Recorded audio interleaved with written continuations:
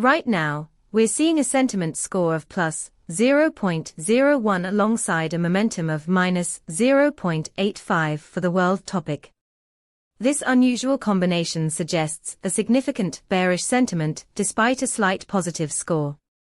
You won't typically see such a divergence, indicating a potential shift in collective sentiment that could signal deeper underlying issues.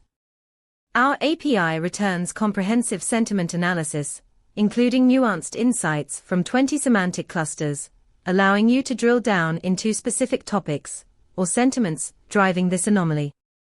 Imagine using this insight to fine-tune your content strategy or adjust your communications to resonate more effectively with your audience. For more details on how to leverage this data in your projects, check out pulsebit.lojenterprise.com/docs. Let's get to work on understanding the world around us.